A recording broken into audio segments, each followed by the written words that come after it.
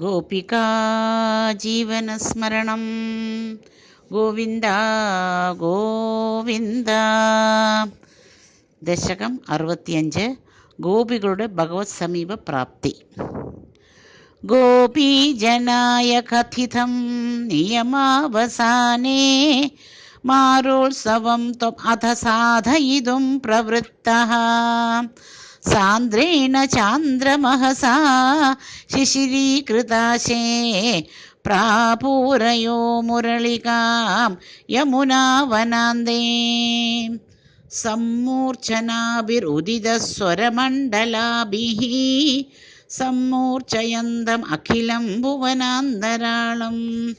त्वद्वेणुनादम् उपकर्ण्य विभो तरुण्यः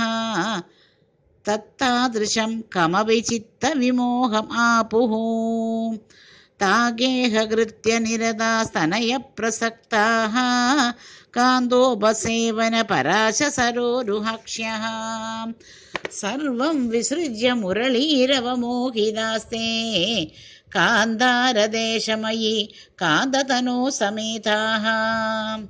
काश्चित् निजाङ्गपरिभूषणमादधान वेणुप्रणादम् उपकर्ण्य कृतार्धभूषाः त्वाम् आगतानुनु तदैव विभूषिताभ्यः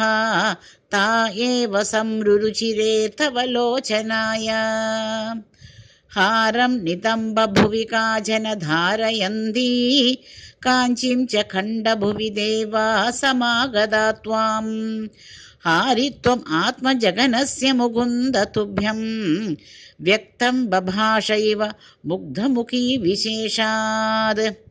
काचित् कुचे पुनरसज्जितकञ्चुलीका व्यामोहद परवदूर्भि अलक्ष्यमाणो त्वाम् आययौ निरुपमप्रणदाधिभार राज्याभिषेकविधये कलसीधरे वा काश्चित् गृहात् किल निरेतु अपारयन्त्यः त्वामेव देवा हृदये सुदृढं विभाव्य देहं विधूय परचित् सुखरूपमेकं त्वाम् आविशन् परमिमादनु ननु धन्यधन्याः जारात्मना न परमात्मतया स्मरन्त्यो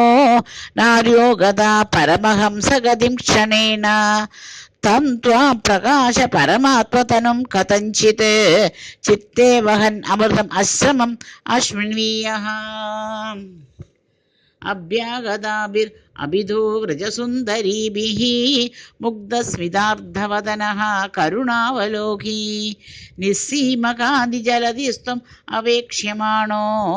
विश्वैकहृद्य हर मे पवनेश योगान्